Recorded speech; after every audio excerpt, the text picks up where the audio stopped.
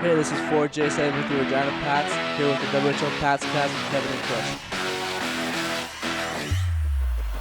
In the middle, McNutt, Babcock, one-timer, deflected, stop, scores! The puck gets through. Braxton Whitehead leads the charge to the Regina Pats bench. It looks like maybe he got a redirection in front. Zach Lansard, good play along the wall, hands it off to Babcock, now to the point. McNutt, Breeze Hamilton in the middle, loading, fires, scores! Breeze Hamilton from the blue line. Pass up the middle, potential breakaway, Braxton Whitehead shoots, scores! And there's the insurance goal, Braxton Whitehead with his second of the game on a stretch pass up the middle. That's 2 on the night for Braxton Whitehead, his first multi-goal game of the season, and that one's gonna feel beautiful. To Zach Moore, right side for Lansard, and it just trickled away from him. Now John Babcock fires, scores! What a bullet, John Babcock! That one came in and out of the net in a hurry. John Babcock from below the left circle goes just over the shoulder from an impossible angle. Welcome to Pats Cast, the unofficial Regina Pats podcast. It's episode 197 for February 23rd. Chris here, Kevin there. How are we doing tonight, Kev? Not bad, not bad. Couple okay games, a W in one of the two, and it's getting nice outside. So yeah, spring is in the air. And the weekly weather update here. Spring is in the air, and it's unfortunately getting close to the end of the season. But yeah, it's creeping down. The games are slowly whittling away.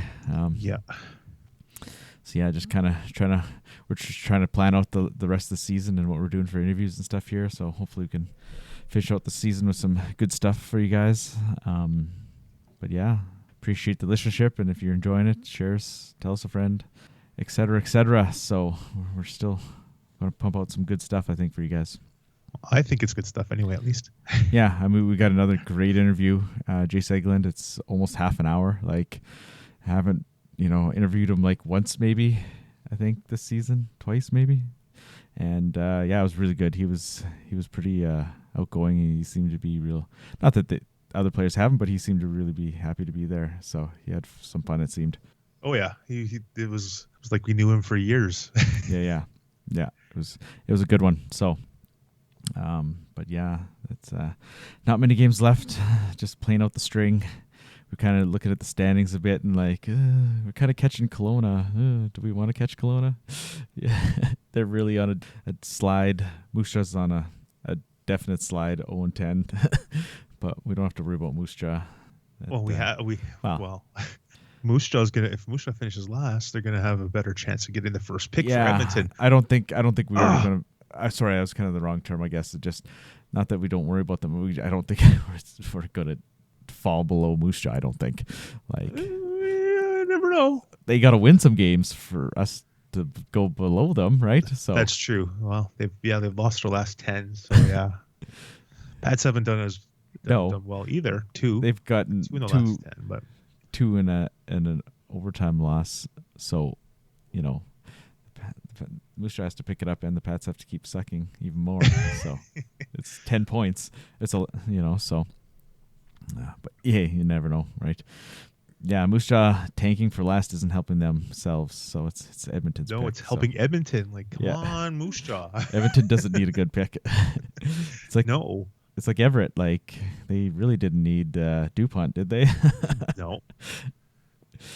But hey, first team to 40 wins. They didn't need DuPont. They made some shrewd moves, right? Oh, yeah. But, yeah, so I guess get into these games here. Calgary, just jumping off the page, 9 forwards playing this game. Still, coming off that road trip where guys were sick, and it continued on into this week. And, yeah, not much to say about this game. I mean, we were talking about it, and it's kind of just felt like a exhibition game. Guys were just out there going through the motions a bit. Even Calgary, they didn't really put the hammer down. They kind of kept it pretty respectable, I thought. Yeah, well, I think that has a little bit to do with a certain number 9 for the Hitmen. So yeah, maybe he said, hey, these guys are really hurting. Even though he's new, even though he's new in Calgary. Take it easy on my he's old got a guys. little bit of a I'm sure he's Yeah. got a little bit of a say, but for what the Pats had, they played decent. They allowed 5 with only 9 forwards. Like Yeah, and a couple of them were late in the third, right? So yeah, no, there was 2 penalties in this game. Like it was just kind of it was a game. just a game, a blog game. But I mean, it wasn't terrible to watch or anything. It was just the Pats just didn't have anything. They had scoring chances that were few and far between. They had 14 shots, and Calgary's lowest shot total in the period was 13. So yeah, you know you don't have much of a hope when you only have 14 shots, and the other team has like 43. almost three times as many almost. Yeah. But Yeah, you got to give them credit. I'm sure there's a few of them, like the illness has been going around. I'm sure a few of them were playing under the weather. So they were able to ice a team, and it's only 5. It could have been way worse. If this would have been another team coming in here that was like legitly smelling blood, it could have been brutal. Yeah, but for sure. Ewan Howe played a pretty good game. Unfortunately, the 5, but 38 saves. He made quite a few good ones. So yeah, no, for sure. He kind of stood out there, obviously. Like I said, the goaltending has been really good lately. I mean, yes, they haven't won a ton of games, but man, the goaltending. They're keeping the games respectable. Yeah, both of them now are really keeping it respectable and keeping them in games. Yeah. No, that's good to see. Just for Howe himself, just to see him finally turn that corner. Whatever happened in that first half is kind of behind him now, I think. Yeah, for sure. Now he's got the confidence or whatever it is, and he's stopping pucks. Yeah, definitely. As best he can. I guess we'll kind of move on from that game. So then we go to Friday in Swift Current. Haven't seen Swift Current in a while, but this was a pretty good game. I think this is one of the better games recently from the Pats as a whole. Oh yeah, for quite a while. They had a full roster, and they actually played really well. Pine played good in net. Everything just kind of fell into place. Yeah. The Pats, even though they allowed the first goal, and I thought, oh no, not again. Less than a minute later, they tied it up, and a couple minutes later, they scored another one. Yeah, took the lead and never looked back, which was nice to see. Yeah, and I think they really had a really good first period, despite giving up that first goal. It was a really good period as well. They had 19 shots. Yeah, I was just more than the previous game, and their highest shot total in a period was that first period with 19. But to see 5 in the second, that kind of surprised me. And then just tailed off after that. I know the third, they kind of just hanging on there in the third a bit, doing the old, we've got a 2-1 lead in the third. And then Whitehead scores that goal, and it's like, okay, there we go, 3-1, right? It kind of just gave us a little bit of cushion there. But yeah, it seemed like they were hanging on, but they weren't giving up a ton of quality scoring chances in that game. It was just like Swift Current was just controlling that play in that first half of the period. Yeah, for sure. And they were just able to keep it out. And yeah, Whitehead finally getting a couple. Man, it's been a while for him. It was nice to see him get a couple. Yeah, it just gets that first one. It was just a tip or whatever happened in front, and then gets one on a breakaway. So that was nice. And then Babcock, nice little sneak in there, and a nice goal. Oh, short side, top corner. That was a beautiful goal. Yes. Where's that been, John? Yeah. You've got that in him? Where was that? Like, he's got 2 goals this year. Man, geez. But that's a beauty. Nice to see that. So, and like nice I said, to have Zachary Lansard back in the lineup. He looked like he was one of the better players, probably one of the best Pats out there. Yeah, nice to see him back. And obviously, the story came out. Obviously, he lost his mom, and I mean that's got to be tough. And condolences to the family, to Zach and the family. Definitely. And like both of us have lost our mothers recently, and we're a lot older than he is. I couldn't imagine doing it at 16. Like me neither. Me neither. So yeah, all definitely. So feeling for him and his family for sure. So, but yeah, I mean, he didn't look like he missed a step. I bet it just felt nice to get on the ice and not think about something for a couple hours, right? Just for sure. Yeah. For sure. So, and picked up a couple apples, which is nice. Yeah, definitely. Get him back in the swing of things. Yeah, and then Uncle Ephraim had 3 assists, a career high 3 assists. Nice career high. Yeah, he set up that Whitehead breakaway. That was a nice outlet pass there. Oh yeah, for sure. And then go back to the Lansard thing, and people. I know a couple of people asked about Schneider. Why wasn't he on the bench? Well, he had accompanied Lansard back home, and took looked after him on the way back and stuff from the road trip. So that was nice to see. Just doing the thing that needs to be done, right? Like, for all the smack talk the Pats get, that was something that they went above and beyond, I think, and it was great to hear that. I was super happy to hear that. Yeah, no, that's awesome. Yeah, I mean, Ken's it seems like a great guy. Like, we've interviewed him lots, and he just seems so down to earth, right? For sure. But yeah, back in the win column, as much as maybe want to or not want to get in there. It's so nice to see them win, but man, it's hard to see them win. I don't want to see them win, but it was just nice to see a great game. It was nice to see that they've got the potential there to, in a decent Swift Current team, right? Like, it is what it is, win or lose, I guess. Yeah, and then I guess off to Saturday, PA. This was a kind of almost back to the Calgary game. It was kind of like another game. It just a blah game, like single-digit shots for both teams in the first 2 periods. Like, it just didn't have a lot of excitement. No. And PA's a really good team right now. Like, they're kind of hot. And they've jumped up to second in the conference with the positioning, with them leading the East Division. They're not the second best team, but they're in second now.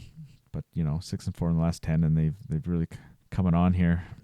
But to hold them down, 2/3 of the game, they didn't score till late in the second. Like, basically to hold them down to no goals in 2 periods, and then you give up one early in the third, and then that's basically the game. Yeah, the empty netter kind of. Yeah, but again, makes it look worse.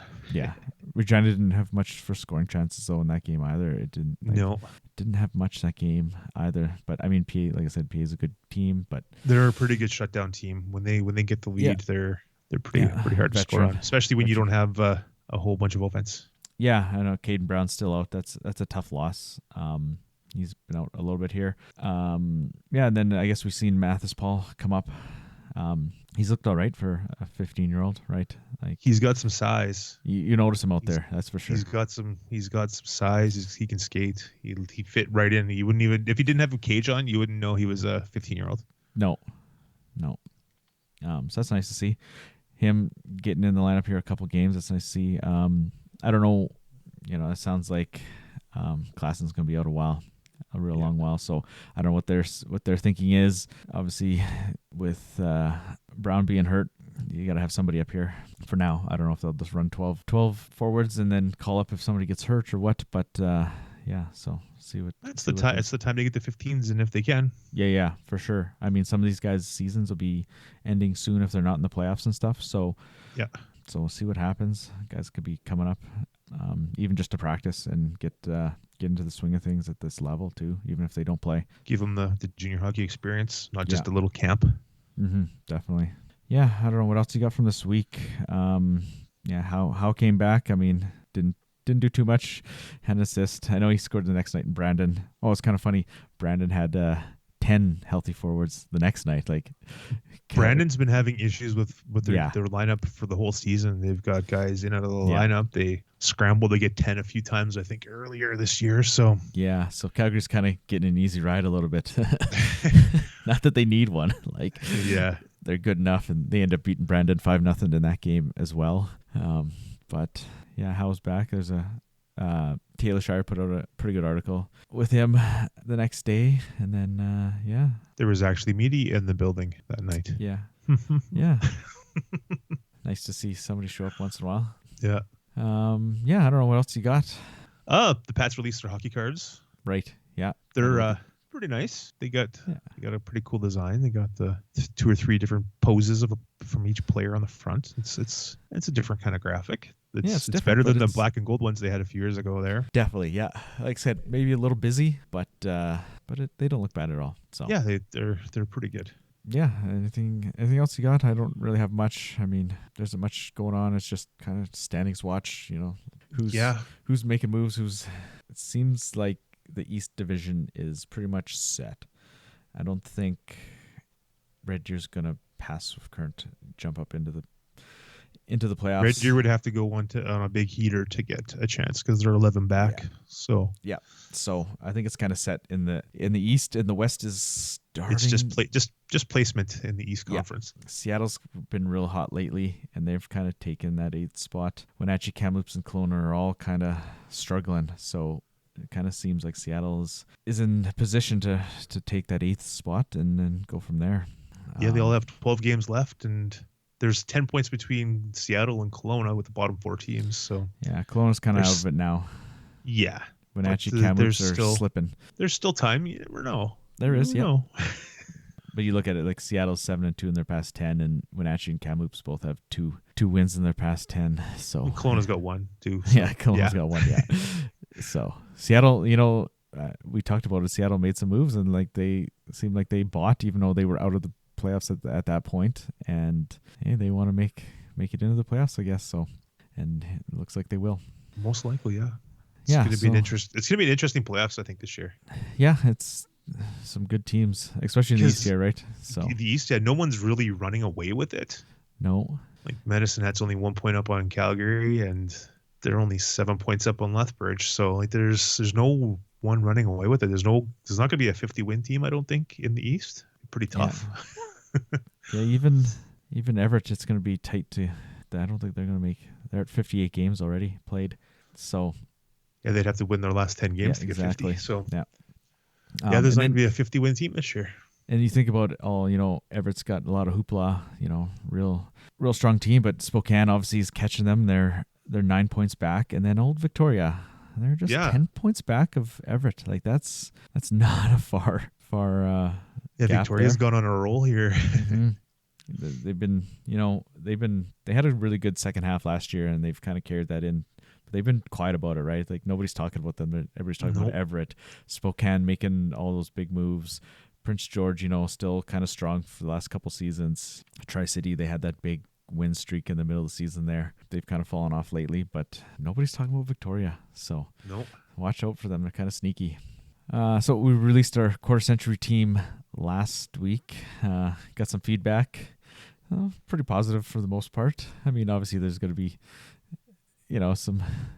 some people that don't agree, which is totally fine. But it seemed like the most common disagreement was not getting Mahura on there.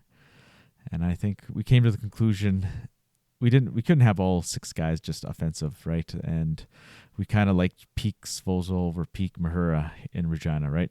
And longevity. Mahura was here a season and a half. A season and a half, yeah. Svozil 2 full seasons, so it's just kind of one of those things. Yeah, I mean it was our personal decision. Like we decided on that. I mean you couldn't go wrong. And our third pair was more. I know a lot of people despise Tubert, but Tubert was the captain, 2-time World Junior Canadian. So yeah, we went with, he had a little bit of offense, but he was more of a defensive guy.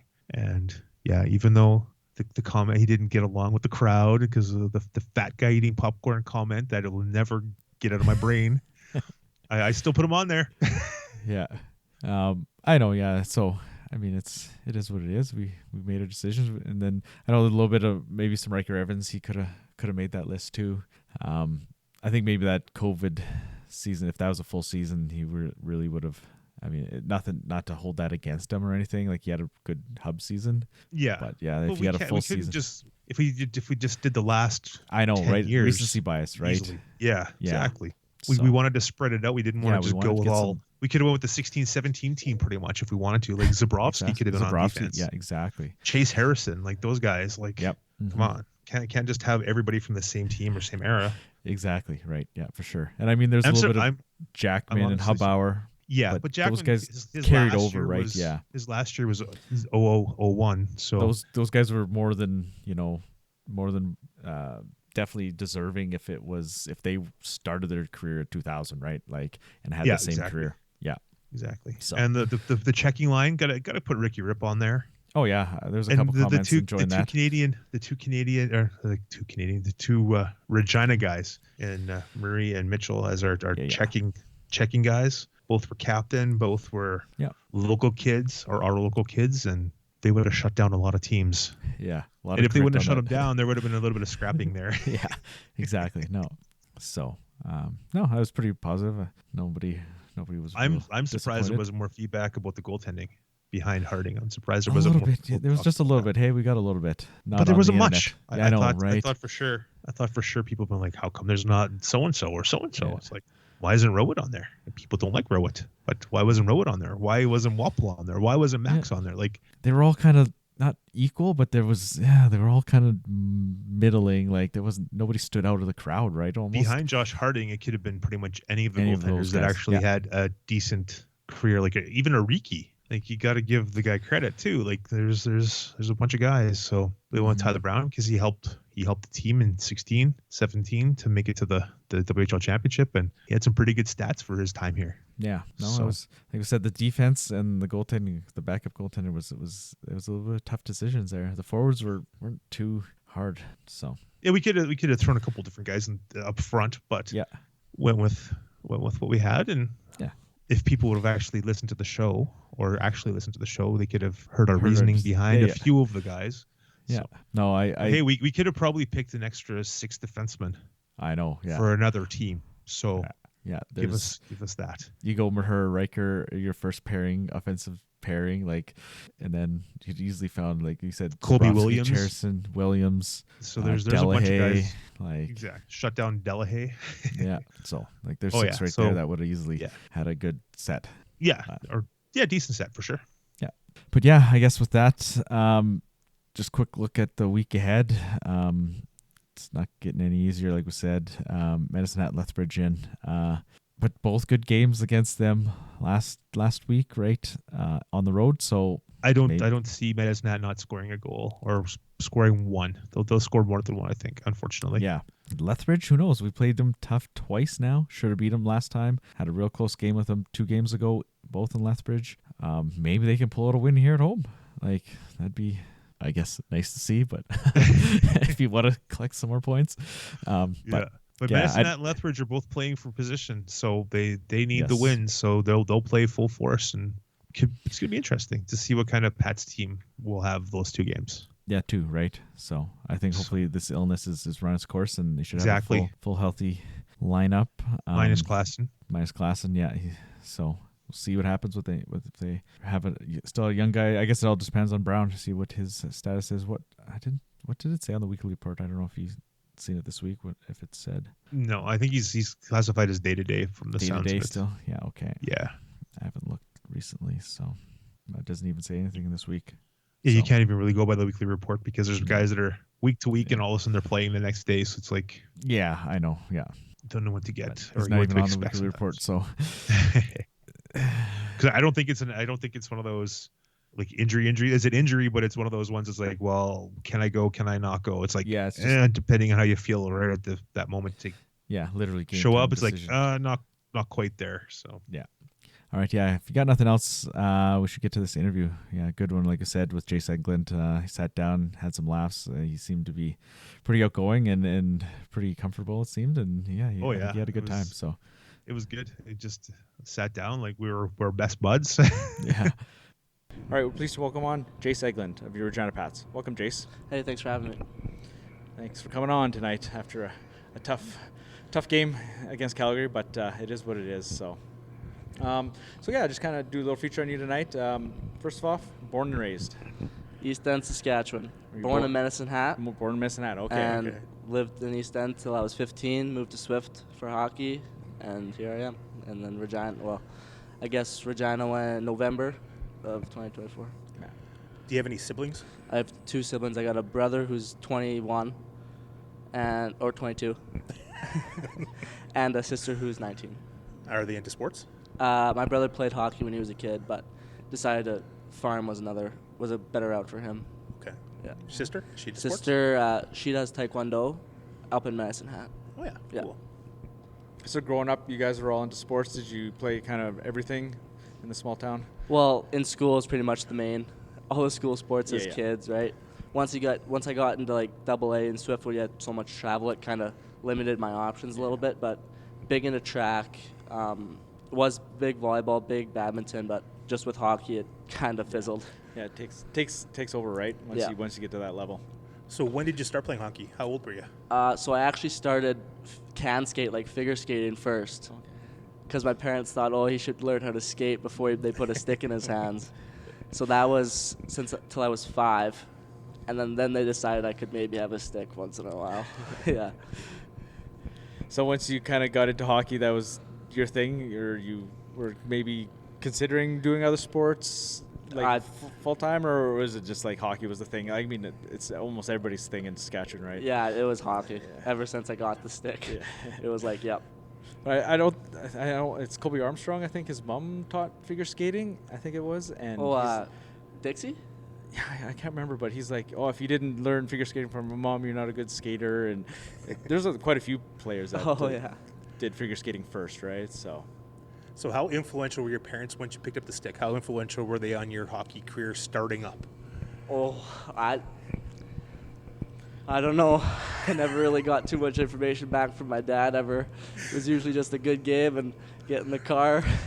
Don't take 20 minutes to get out of the dressing room. Hurry up and get out. Yeah. So he didn't coach you at all or anything? Yeah. No, he didn't. He coached my brother, but I never got it. No. Always a forward, or you dabble in D? I dabbled in D when I was young, maybe novice, maybe in the initiation. Yeah. Just you played wherever, right? They kind of just throw you out there at that age anyway. Yeah. Did you ever strap on the pads to play goal? Not that I can remember. Okay. I never got the opportunity. Oh yeah. Did you want to? I kind of wanted to try it out a couple times. Because doesn't every kid? Right? Yeah, most kids usually get in novice. Yeah. When you're a kid, when you're a kid, you're like, well, why didn't I get to try it, right? Like. Until the puck hits you and you're like, Yeah, at that age, they're still flicking it around, though. So, that's true. So you should be all right. Yeah. Favorite player growing up? Oh. Or players. Do you have a favorite team? Edmonton. Favorite team. Growing up, I got to say probably Johnny Gaudreau. Yeah, I'd say I got family in Red Deer, so there was always bad blood between Calgary and Edmonton. So whenever we'd always watch those games, and he'd always be buzzing around out there, right? Smaller guy myself, right? So I'd probably say him. And after, I think McDavid's I was too old by then, right? I didn't grow up watching him, right? I was already 14 or whatever, and I think Johnny was a little bit older when I was a kid. Yeah. So now, who do you look at in the NHL or wherever to maybe take some stuff from their game, pattern them yourself after them? Well, with the Four Nations, I think Brandon Hagel. Yeah. He made that roster because his details are up through the roof, right? Mm-hmm. One of the most consistent players in the league, and he's perfectly fine working that fourth line, third line wing, right? And doesn't have an issue with it. Yeah. So what's your favorite minor hockey memory? Oh. In Swift. Or wherever. Yeah. I actually played in East End until Vandom. So I'd probably say, I don't know. We did a lot of tournaments up in Alberta, and like as a house league team, it's kind of like a cool experience, right? Because all these they're like AA teams in Alberta, right? Technically, because there's no, the A is like lower. So we were the house league teams going into these AA tournaments, and everyone was chirping us. And when we came out with the trophy, it was really good feeling. Yeah, those small towns, you just get whoever you can, right? And it's just you guys go and play and do your thing, right? So. And you grow up together. You play multiple years together, exactly. Right? So you said you had to move to Swift Current. Did you move and bill it there, or what kind of the situation was when you decided to go there? My dad grew up with a girl who grew up in East End, and she moved to Swift throughout the years. And so when I first knew that we had to bill it, my parents immediately asked her, because that's like close friend, right? Because why not? And lived with them for 2 years. And then this start of the season, I moved billets to a new family because all their kids moved out. Oh yeah. Right, so it's kind of like a weird feeling with you, the only kid being there, not be yours, and it'd be a billet, right? Yeah. So then I moved to a really good family across town, and So when you were in Swift Current area, like East End, was with the Swift Current Broncos your team, or did you have another WHL team? It never really came to mind. Like my mom would be like, "Hey, we're gonna go to a WHL game." I was like, "Oh, in Swift? Yeah, okay." But that was like back when it was packed, right? They'd sell out every game because that was back in like 2018, 2019, 2017 or whatever. Yeah. And those games were just amazing to be at. Charlie Horse would be running around and giving you high fives. Banging drums at people's faces and stuff like that. So I think, I'd probably say Swift was just because it's the closest. Med Hat was also one we always went to because it's like about the same distance. Oh, yeah. It's like in between. So I'd say the Tigers and Broncos are probably the two main ones when I was growing up. So was it kind of like, as small town kids, was that the goal, like to make it to Swift Current or make it to Medicine Hat? I really never even thought about it till I played first year Bantam AA. I was clueless. I was just you're just playing hockey. I was just playing hockey. I never really worried about it because it didn't really matter up until the second year Bantam when the draft is.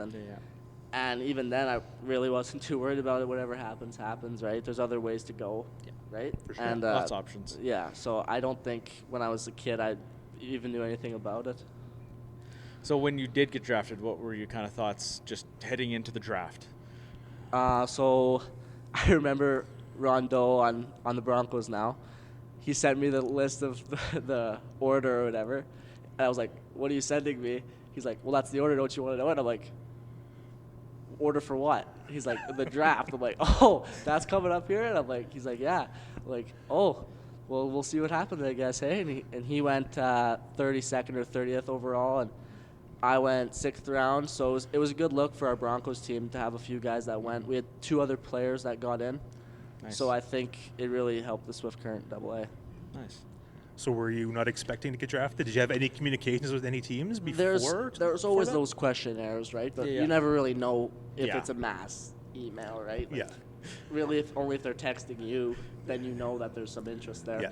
But you never know if it's just a mass email that everyone on the team got, right? Yeah. You never know. So did you have any communications directly with any teams? You don't have to say names or anything like that. But I think maybe a few, but none. Maybe from just Saskatchewan scouts who would see most of me, right, going up to Saskatoon to Regina.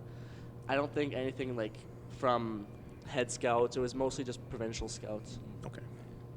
So you get drafted by Winnipeg. What were your thoughts then when that actually happened? I was really excited to see the players that they'd been throwing out. Zach Benson, Savoy, Geeky, Zlotley, or whatever his name is, and I was really excited because I knew that whatever they're doing it's working. And then when they moved, it was a really weird decision to make to decide to go, and so we decided to go and see what it was like, and we just didn't think it was right. Yeah. So you went to Winnipeg's camp. That would have been the first your rookie camp. So when I was 15 I went to Winnipeg, and then that summer, right at the end of the season or whatever, they moved to Wenatchee. So you went out to Wenatchee to a camp and stuff? I went once to Wenatchee when I was 16. When I was 16, and then went there, had a good camp, made the whatever you call it, red versus blue or the blue versus white, whatever I don't know what it is. And they had some good things to say, and then this year we just decided that it wasn't the right spot. Yeah, no, that's fair. It is kind of a hike for parents and stuff like that. Yeah, I think it was 18 hours or something. Yeah, it's a long way. Yeah. No, for sure. So it was a bit of a crazy situation there. Just all of a sudden they moved out of kind of almost left field, right? So, but so was there any thought? Well, maybe you explore any SJ options coming into this season because you had a couple really good seasons with Swift Current, right? So after my 15 year in Swift, we went up to Nipawin. They drafted me. I don't know, and then. So we went up there, but there was it wasn't the team camp because all these junior teams do spring camps with just kids. There's no one on the team, right? Yeah. It was really fun, and then after that, we just never wanted to make that drive again. Kind of, it's a long way up there. And so one and done, hey? Yeah, we went up there one time, and we knew that there was an option there, but. My school's really important to my family and my mom. Mm-hmm. So we knew that if I'm going up there, either be online or really hard with the school change and stuff with the new system up in Nipawin, because it's a whole new school division, right? With Swift, I was in the same division as at home because it's so close. Yeah. So I didn't have to worry about any transferring or nothing. It was kind of just a quick snap and you're back in school. Yeah. So we decided that I was going to, no matter what, stay in AAA this year. And see what happens. Yeah. Dana Dirks couldn't convince you to come? He couldn't convince me. I was an AP technically my first year. I did sign the papers to be an AP, but they never got me up. So I really don't know. Yeah. So what were your thoughts when Regina made the trade for you? I was sleeping in my bed. I'm waiting for my billet mom to text me for supper. I was sleeping, and I was like, oh, I guess supper's ready. And I look at the phone, it says Wenatchee, Washington, or whatever it is. And I'm like, oh, this is weird. And it was Lee Mendelson, and he told me that they traded me to Regina. And then I didn't hear from Fryer or Miller all night. And I was like, wouldn't they, like, call me maybe? But then I think it was just too late because it was at, like, would have been like 6:37. So maybe they were busy. Maybe they were playing. I actually didn't know. And then the next morning in math class, Fryer tried calling me, but of course, no phone policy nowadays. I couldn't even answer. So he was like, well, just give me a call at lunch. I was like, okay. And then we talked about what was going to go down. And we had 2 more games against Saskatoon at home. And then you guys, we played Sunday at like 1, I think, and you guys played in Swift at 7 or something. So it was kind of like they came and watched, and then we met up after. And then I got into the game and got to watch and meet the coaches and stuff. So what made your decision to sign with Regina then? When we talked with Fryer and Miller after the game, and they were certain that the rule was going to change, right? The whole college rule. And we talked about just APing and staying in Swift, right, to finish it out because it was really hard leaving the team. It was really hard. And so they were like, you can either AP for a couple games, see what you think, or you can just come up now and stay for the rest of the year. And I was like, well, it's got to be worth it to make the decision now with the new team coming up and not start from square one next September and kind of get in the groove a month into this season.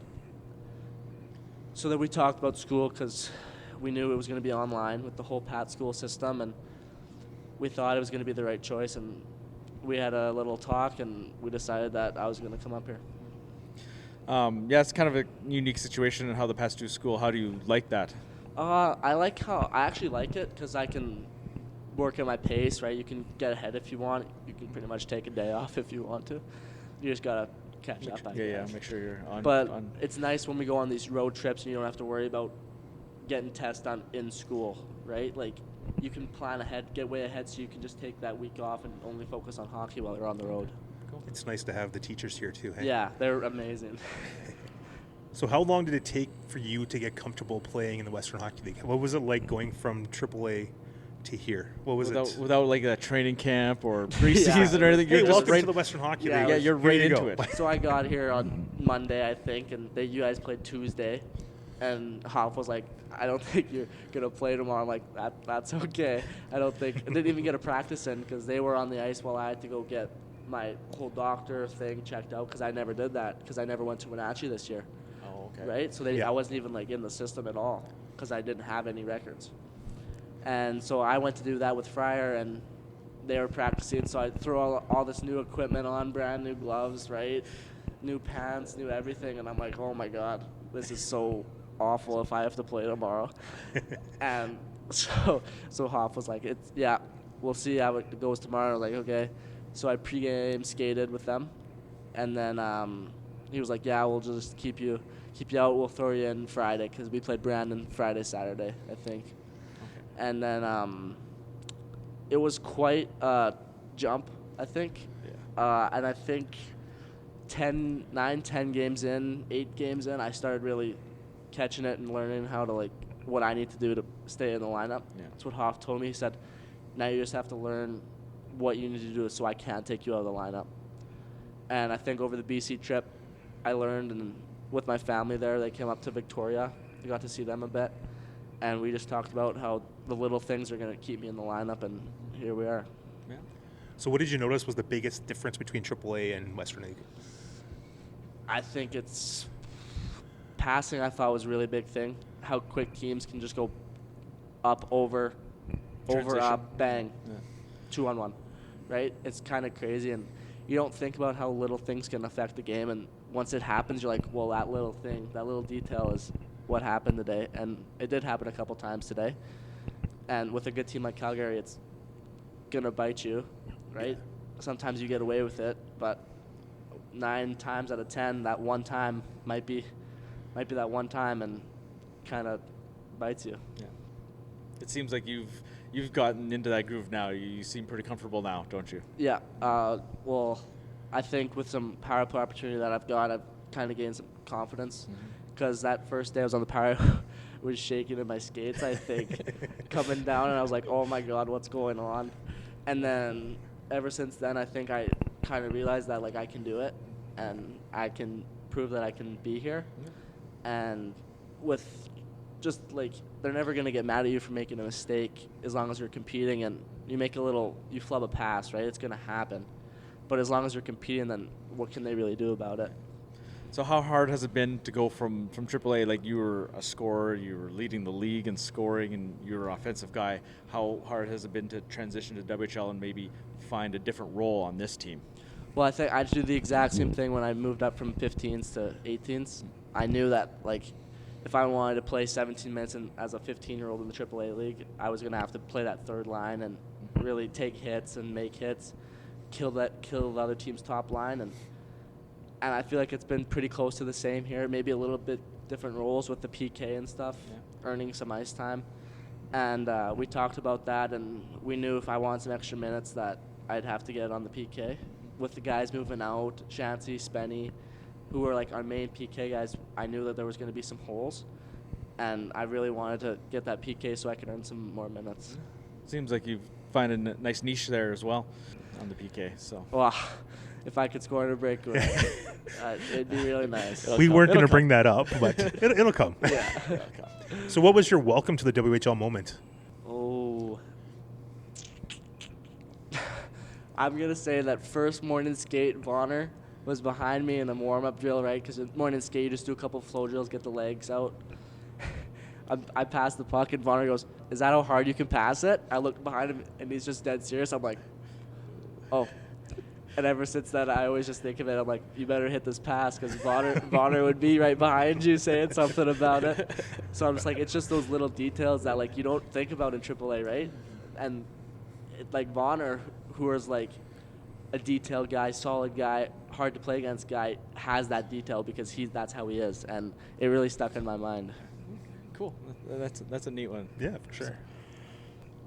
You come here, you get 24. Is there any reason you got 24, or you just got given that? That's what it was in AAA. So I was coming up here, and Gord phoned me. He was like, "I got you in 24 just because that's what you were wearing." I was like, "Perfect. Don't change it at all. It's awesome." And I really just was like, well, he was like, "There's not a lot of numbers left, but you got this one." I was like, well, that works perfectly for me. Like, any reason for it? I don't think so. I kind of just like the way it looks. Nothing wrong with that. Yeah. What's something you see yourself doing after hockey? Oh, that's years down the road. Oh my! What do you see yourself doing after hocky? Yeah, it's one of our tougher questions. It's a tough question for a young guy to answer, and for an old person to answer. Yeah. What do you see yourself doing? What's something that interests you that maybe you'd like to?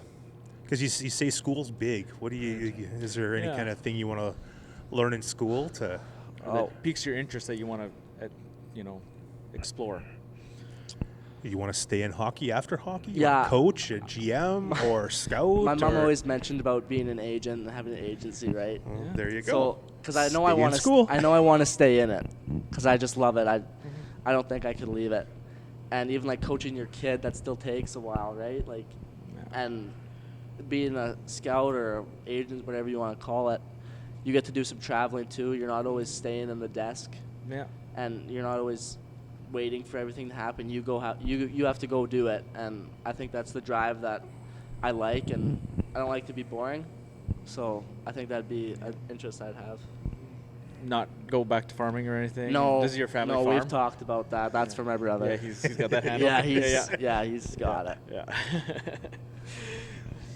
Who do you bill it with in town here? Or who's like a brother? I live with Peranich. Okay. I live with Buchkowski. Okay, and then he left, whatever, right? And I don't know, like three months ago after the BC trip. Yeah. And then I was alone for a while up until Christmas, and the last weekend, we traded for Matt, and he moved in that day, and then, ever since then. Pros and cons to Matt being your billet brother? He's got his own vehicle. Oh, there you go. Yeah, so I never have to wait for him. But right now it's in the shop, actually, so he's waiting for me, I guess, right now. But it's in the shop, air quotes. Just kidding. And who do you guys bill it with? Give him a shout out. Jen Hill. Good. Yeah. Awesome. So off ice in the summer, what are you doing to relax, kind of get away from hockey for a while? Golf. Big yeah. golfer. At East End, we have a little 9-hole, really beautiful course, and usually try to get with a buddy and play some music. There's not much cares going on a weekday, right? No one's out there, and if someone's getting mad at us, we go to a different hole. Do it ourselves.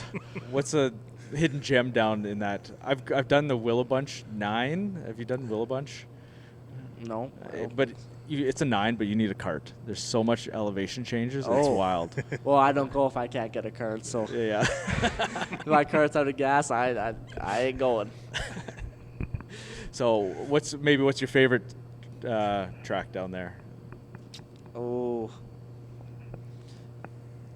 I actually don't know. No. What's a recommendation? What should somebody hit up if they're down in that East End area?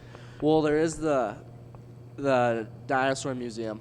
Yeah. Okay. Yeah. Because that whole Scotty the dinosaur is up up here now. So they still have it down there and all the artifacts and stuff, but the big cool dinosaur is up here now. So they kind of stole that, but that was the kind of our thing. But I guess. Yeah. So what's your current television interest? Movies or TV? Do you have any series that you got binging or anything? Big Brooklyn Nine-Nine guy.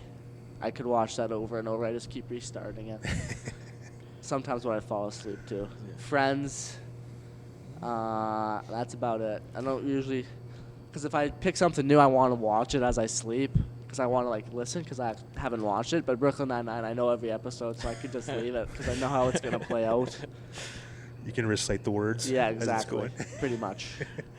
Music. What are your interests there? Obviously, a little bit of rap, right? With the hockey atmosphere nowadays, it's always rap, but. Rock, country. A little bit of everything. A little bit of everything. If I got to be on music, I could tell you right now it'd be a lot different than what we play right now. But that's who's running the music lately? Morsey usually, Bearsy sometimes, Huey sometimes. But on game days, it's usually Morsey. Oh, yeah. So what kind of car are you driving? This is a good story. Okay. So I went home for Christmas with my red F-150. Nice. Yeah. Was going to my brother's hockey farm game. Truck. Yeah, I was going to my brother's senior game.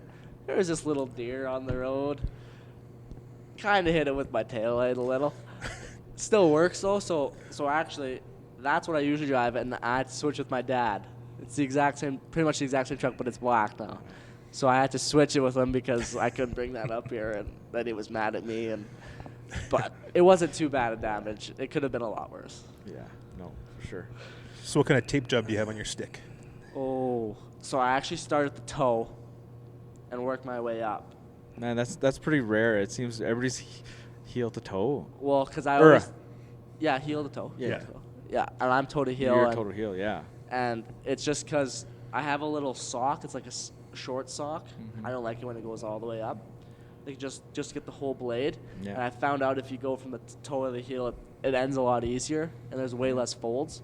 Yeah. So that's just what ever since I learned, I was like, okay, well, this is way easier. So I always go toe to heel now. That's how I do it. Everybody's like heel to toe. I'm like, am I doing something wrong? I don't score many goals, so it don't matter. Do you do the same thing every time, or do you have any other superstitions? Oh, the stick tape's the same every single time. Every single time.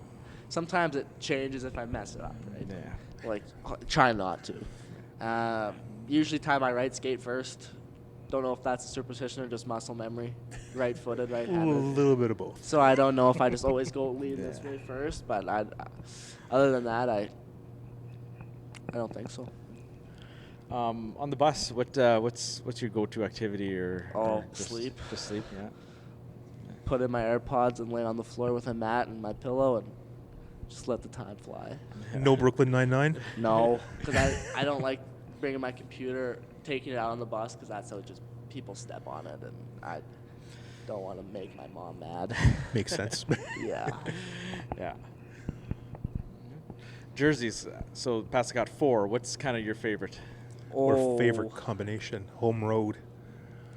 My favorite was probably the white alternates that we gave away already. Yeah. I love those jerseys. And then I'd say right now, because we got rid of them, the red alternates. I really like the logo and just the color makes it pop. I think those ones. Yeah. But you can't really go wrong with the original ones. No, they're just pretty classic. Yeah, they're classic. Are you a cat or a dog person? Oh, I'm going to say dog. I have both. You both, yeah. I have both, but some days the cat just doesn't like me.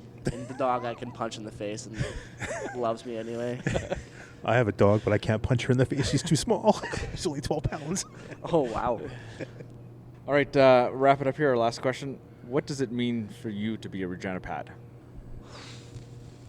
Well, I think pretty much everything I've worked for up until this moment, up until this year. One of the longest teams, if not the longest teams ever in junior league, right? Yeah. And it's kind of an honor to be a part of the future of this team and still have the knowledge of the past, and being able to work with both of those and have a good influence for all the kids that come through on weekdays, and all of them's giving us high fives and stuff. Kind of just, we want to build a culture that shows the kids and continue the culture that we've had for the past however long, and we know that that's how the Pats are, and we want to make sure that we have that come September 1st next season. Cool. All right. Thank you very much for your time tonight. Thank you, guys. Thanks for having me. All right. Yeah. That was good. Enjoyed that one. And we already got another one we did Saturday night, so that'll be probably next week for you guys. Another pretty good one, almost half an hour. So a little teaser there. Another really good interview coming. But yeah, Jace, he's an interesting kid. I like sitting down and chatting with these guys. Yeah, just a small town guy, right? Like just down to you don't know what you don't know what you're expecting, because you think a lot of the older guys have been around a few years and like they've been traded or whatever, so you can actually look them up and then find some different, maybe a story or two. Yeah. Well, there's nothing right? On most of these young guys, so it's like we're learning stuff as we go. It's like, hey, ask about the family, and like, oh yeah, okay. Well, ask about the hockey, the minor hockey, and it's like, oh yeah, okay. It's very cool. I enjoy chatting with these guys. Yeah, for sure, definitely. It's been fun. Enjoy putting these out. It's obviously with the team not doing as well, it's nice to put out some of these good interviews. So we've been really enjoying doing them. So, but yeah, with that, we should wrap it up. You got anything else, Kevin, this week or next No, week? I think that's about it. We've rambled long enough, I think. Yeah. All right. I'll see you at the rink this weekend. Have a good night. Have a good one.